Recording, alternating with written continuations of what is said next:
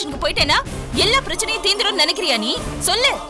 அப்படியே நீ போலீஸ் ஸ்டேஷன்ல போய் கம்ப்ளைண்ட் பண்ணாலும் உன் புருஷன் பண்ண தப்பு வெளிப்படையா தெரிஞ்சாதானே போலீஸ் ஆக்ஷன் எடுக்க முடியும். சரவணன் தான் நம்ம கூடவே வந்துட்டாரு. இனி நீங்க 2 பேரும் கல்யாணம் பண்ண வேண்டியதுதான்.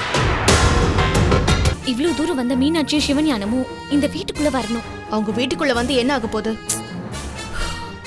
அவங்க இந்த வீட்டுக்குள்ள வந்து சகஜமா இருந்தாங்கன்னா நமக்கு சொத்து பிரச்சனை இல்லாம கிடைக்கும்.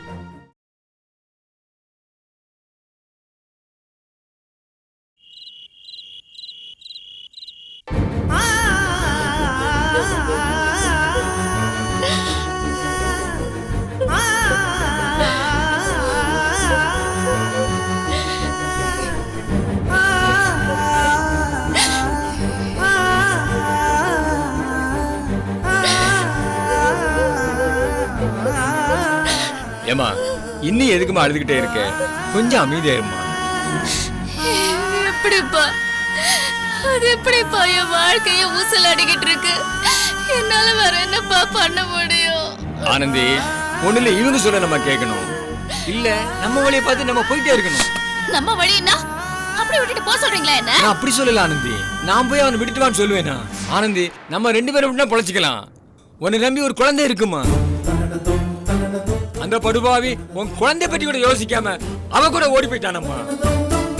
அவங்க அண்ணன் போற பிறகு கூட வெளியே வரலையாம்மா. ஆனா இப்ப நம்ம போனா சொல்லவே வேண்டாம்.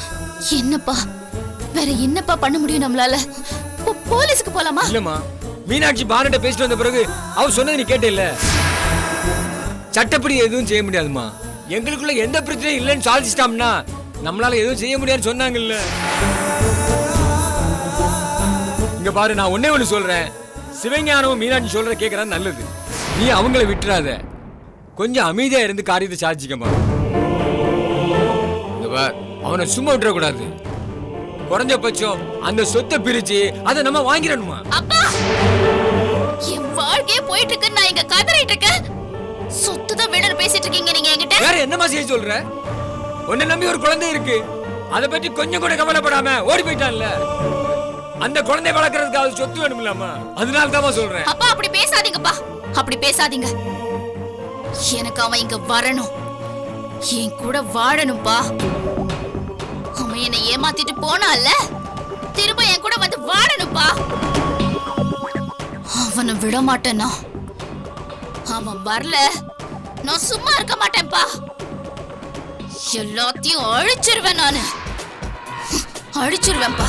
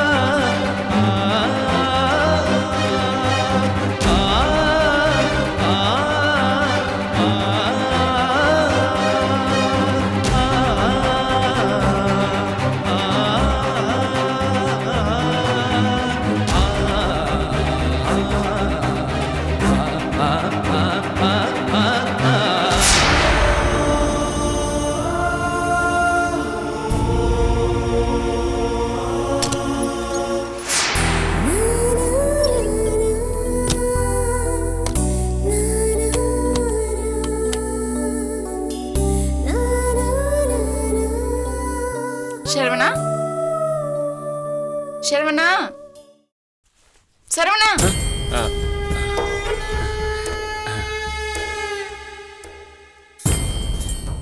என்ன யோசிக்கிறீங்க?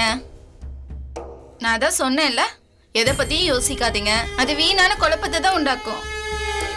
இனிமே நம்ம எதிர்கால வாழ்க்கையை பத்தி மட்டும்தான் யோசிக்கணும். ஓகே? சரி, இந்தாங்க பால் குடிங்க.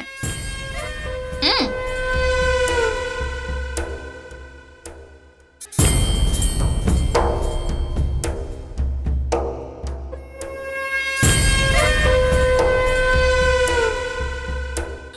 எனக்கு போதும். ஆ.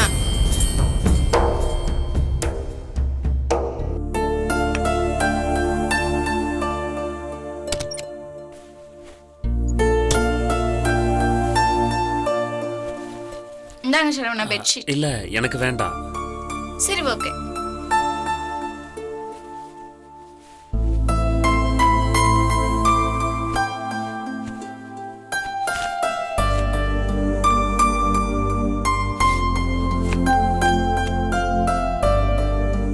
சரவணா என்ன யோசிக்கிறீங்க?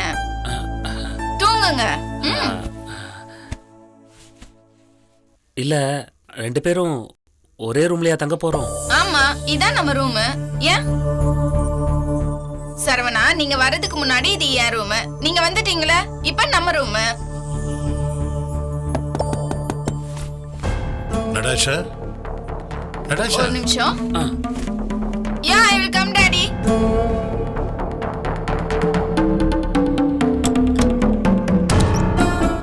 என்ன டாட்? உங்கூட கொஞ்சம் தனியா பேசணும். இத வரேன் டாட்.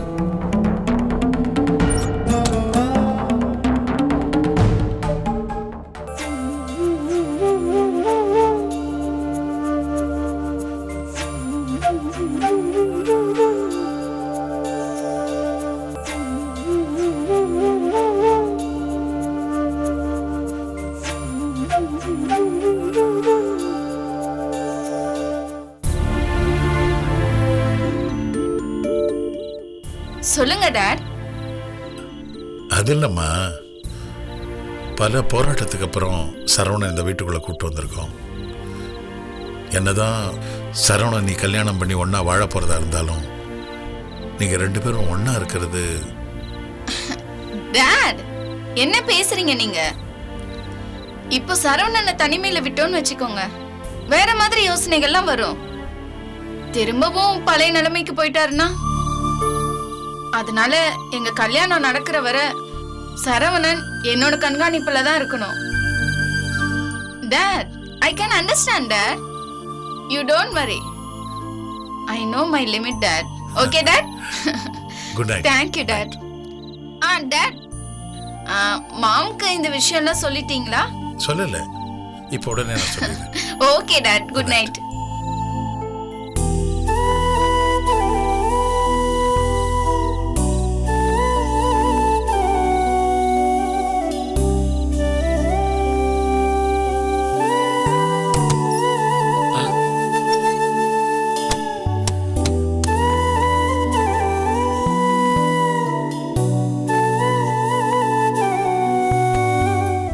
சர்வா, தூங்குங்க. Good night. Good night.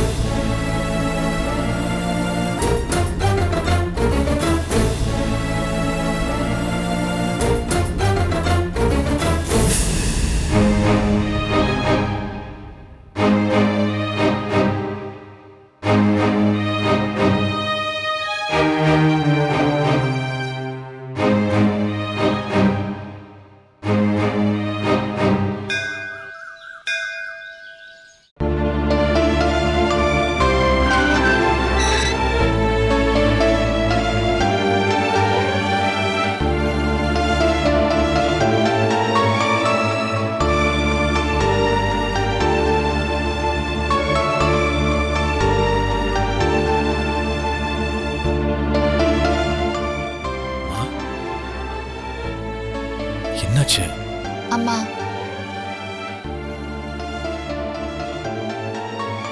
அம்மா வேண்டாம்மா, போதும். இனிமே எதுவுமே சொல்ல வேண்டாம்.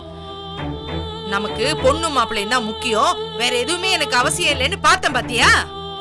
என்ன எத்தால் அடிச்சாலும் தப்பு கிடையாது. அம்மா கொஞ்சம் புரிஞ்சுக்கங்கம்மா. அங்க என்ன நடந்துச்சுன்னு தெரியுமா? தெரியும் மாப்பிள்ள.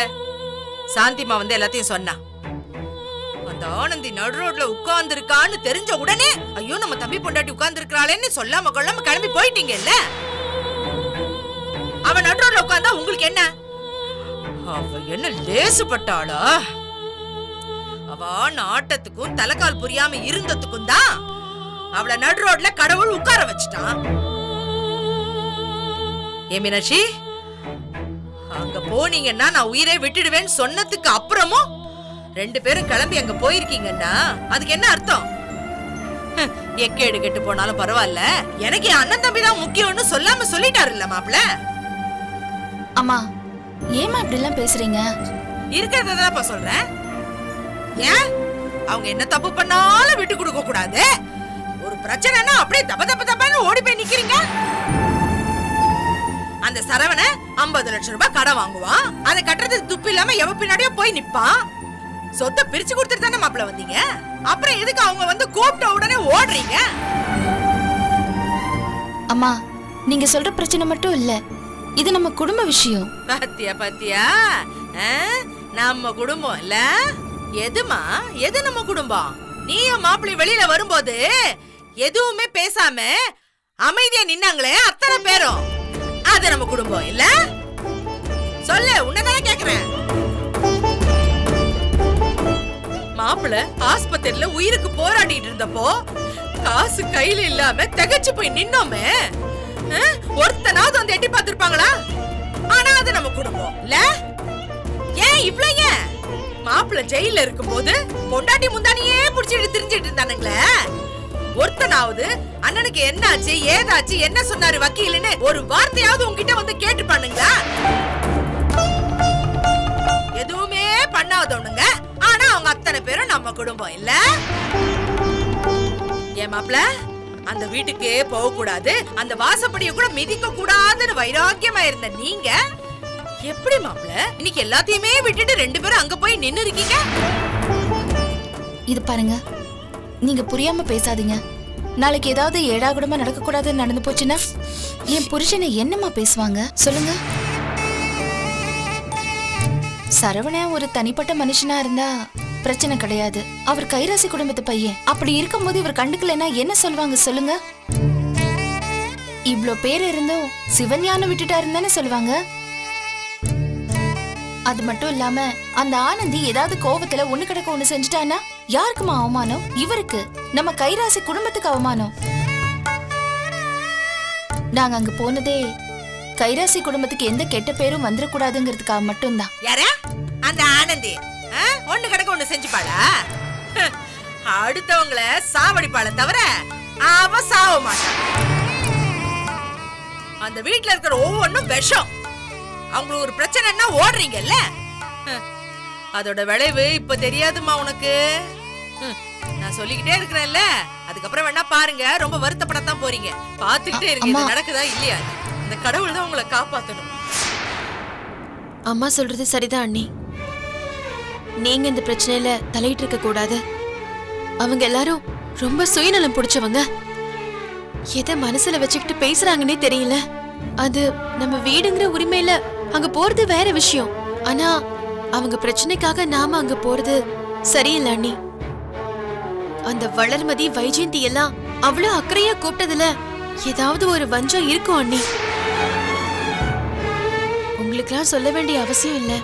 ஆனா நான் சொல்றத சொல்லிட்டேன், ஜாக்கிரதையா இருங்க அண்ணி.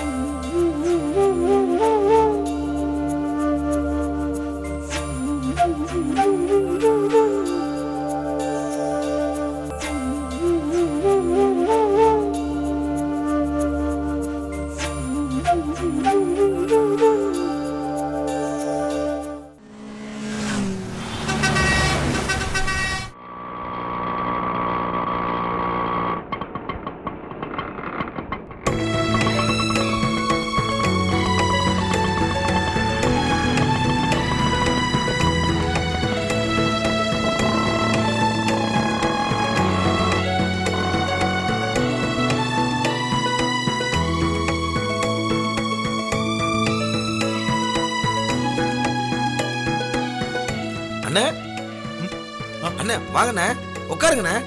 சண்முகண்ணே அண்ணே வந்திருக்காங்க பாருங்க. அண்ணே உட்காருங்கண்ணே. அண்ணே வாங்கண்ணே உட்காருங்கண்ணே. மாமா நல்லா இருக்கீங்களா மாமா? நல்லா இருக்கேம்மா. வாங்க. வாம்மா. நல்லா இருக்கீங்களா? நல்லா இருக்கேம்மா. வாங்க.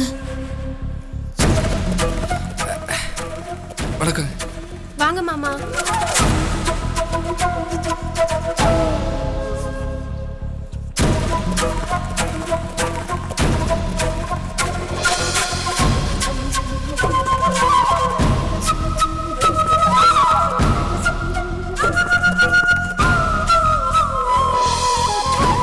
நீங்க நான் பாத்துக்கிறேன்னு சொன்னதை நம்பிதான் நாங்க பேசாம இருக்கோம்.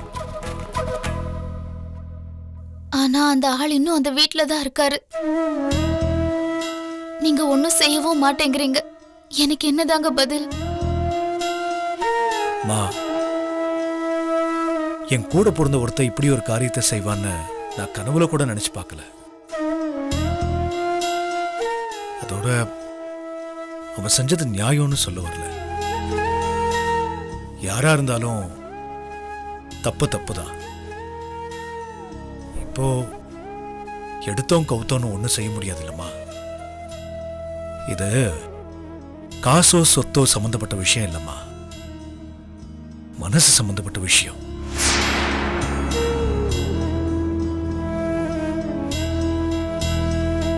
உன் மனநிலை என்னன்னு என்னால புரிஞ்சுக்க முடியுது. அவனுக்காக நான் உங்ககிட்ட மன்னிப்பு கேட்டுக்கிறேன். ஏங்க மன்னிப்பு கேட்டாலும் சரியா போயிடுமாங்க? இதுக்கு என்னதாங்க முடிவு? ஏங்க அவரை போய் கேட்டா அவர் என்னங்க பண்ண முடியும்? கல்யாணம் பண்ணி வச்சது அவர் தானுங்க. அவரை கேட்காம வேற யாரை போய் கேட்க சொல்றீங்க? ஏங்க கல்யாணம் பண்ணி வச்சா இப்படிலாம் நடக்கும்னா தெரியும் அவருக்கு. அவர் ஏதோ நல்லது நடக்கணும்னு பண்ணி வச்சாரு. ஆனா ஆளாளுக்கு இப்படி பண்ணுவாங்கன்னு அவர் என்ன கண்டாரா? அதுக்கு அவர் என்ன பண்ண முடியும்? நல்லா இருக்குங்க, நீங்க பேசுறது ரொம்ப நல்லா இருக்குங்க. ஏங்க உங்களுக்கு என்னங்க பிரச்சனை? என் பொண்ணுக்கு தானங்க பிரச்சனை. அந்த வலியும் வேதனை அவளுக்கு தாங்க தெரியும். அவ இன்னைக்கு அம்போ நிக்கிறா. நீங்க எல்லாரும் அடிச்சுக்கிட்டாலும் புடிச்சுக்கிட்டாலும் அவங்கவுங்க பொண்டாடி கூட தான் இருக்கீங்க. ஆனா அவன் தம்பி இந்த மாதிரி அநியாயத்தை பண்ணிட்டு போயிட்டான் ஐயா. இதை கேட்டா நீங்க இதுக்கு ஒரு சொல்லிட்டு இருப்பீங்களா? ஏதாவது சொல்ல போறேங்க. ஏங்க அதுக்கு என்னங்க பண்ண முடியும்? ஓடி போனவனை இழுத்துட்டு வந்து கட்டாயமா வாழ வைக்க சொல்றீங்களா? அப்படி வாழ வச்சா மட்டும் உங்க பொண்ணு நல்லா வாழ்ந்துருவாங்களா? கொஞ்சம் யோசிச்சு பாருங்க. இப்ப எல்லாம் நல்ல வக்கனா பேசுறீங்க. உங்க தம்பி எனக்கு 50 லட்சம் பணம் கட்டான்ல, அதை கொடுத்திருந்தா என் பொண்ணுக்கு இந்த நிலைமை வந்திருக்குமாங்க? என் பொண்ணோட வாழ்க்கை சீரழிச்சுக்கிட்டு இன்னைக்கு வாயிலே பேசுறீங்க. எதுவுமே செய்யாம கண்டுக்காம இருக்கீங்களா ஐயா? அந்த ராஸ்கல் என் பொண்ணு அம்மோடு விட்டுட்டு போயிட்டா ஐயா. ஐயா இருங்க ஐயா, என்ன பேசுறீங்க நீங்க? அந்த பணத்தை கொடுத்திருந்தா அவன் ஒழுங்கா உங்க பொண்ணோட இருந்திருப்பான்னு சொல்றீங்களா? எங்க இதுவா தாம்பத்தியம்?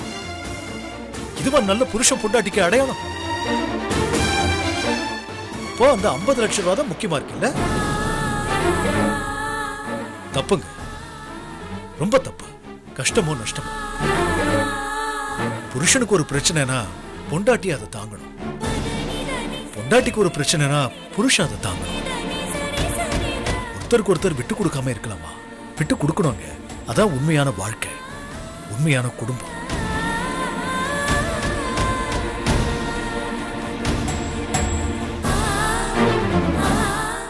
நான் எதுவுமே வேண்டான்னு இந்த வீட்டை விட்டு வெளியே போனேன். ஒரு வார்த்தை கூட என்கிட்ட என்ன ஏதுன்னு கேட்காம என் பின்னாடி வந்தா பாருங்க மீனாட்சி. அதாங்க ஒரு உண்மையான தாம்பத்தியத்துக்கு அடையாளம்.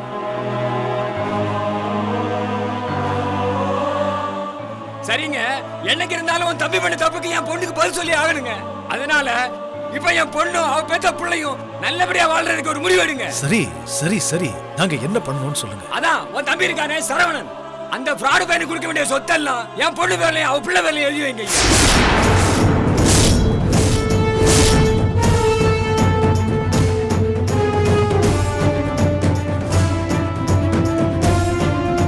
என் பொண்ணுக்கு அப்புறம் எல்லா சொத்தும் என் பேர பிள்ளைக்கு தான் போய் சேரணும். அதுக்கு இப்பவுமே ஒரு மைனர் வீல் எழுதுங்க. அப்ப உங்களுக்கு சொத்து வந்தா போதும், அப்படித்தானே? ஏன் தம்பி, உன் பொண்ணு தான் வசதியான குடும்பத்தை சேர்ந்தவ இப்ப இங்கே வந்து உட்கார்ந்துட்டு இருக்கா. இந்த அந்த சொத்துக்காக தானே. அவ்வளோ பெரிய பணக்காரி அவளே இங்க வந்து உட்கார்ந்து இருக்கும்போது நாங்க என்ன தம்பி பண்றது? இங்க பாருங்க, உங்க தம்பியை நம்பி என் பொண்ணு மட்டும் இல்ல, ஒரு குழந்தை இருக்கு. அதோட வாழ்க்கை யார் பாக்குறது? அப்ப சரியில்லைன்னா அந்த குழந்தை என்ன பண்ண முடியும்? அவன் வாழ்க்கை நல்லபடி அமைய வேண்டாமா? நீங்க சொல்றதும் சரிதான். எதுக்கும் நான் பேசிட்டு ஒரு முடிவு. யார்கிட்ட பேச போறீங்க? இப்படியே பேச போற நாளை போட்டு கட்டிட்டு இருக்கீங்களே. ஏதாவது ஒரு முடிவு எடுத்து முடிச்சு வைங்க. ஐயா இத பாருங்க. மாமா, இதுக்கு மேல இந்த விஷயத்துல லேட் பண்ண வேண்டாமே. எல்லாத்தையும் எல்லாருக்கும் செட்டில் பண்ணிட்டீங்கன்னா நல்லதா இருக்கும். இவ்ளோ தூரம் வந்தாச்சு. இதுக்கு மேல இதை இழுக்காம இன்னாருக்கு எதுன்னு முடிவு பண்ணி பிரிச்சு வச்சுட்டா அவங்க வழிய பார்த்துட்டு போலாம்ல.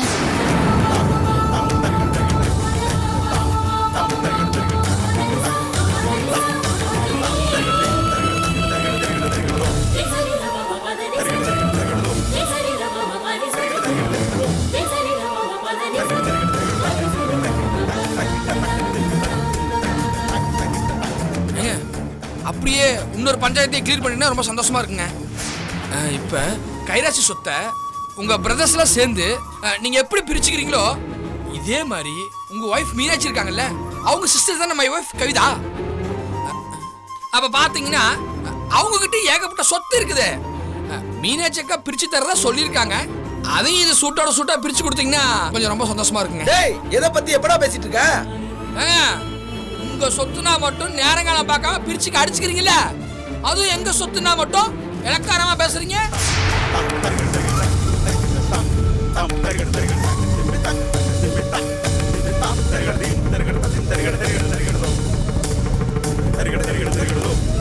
கைராசி கடை வேணும்னு சொல்லி சரவணன் தான் இந்த பிரச்சனையை ஆரம்பிச்சான்.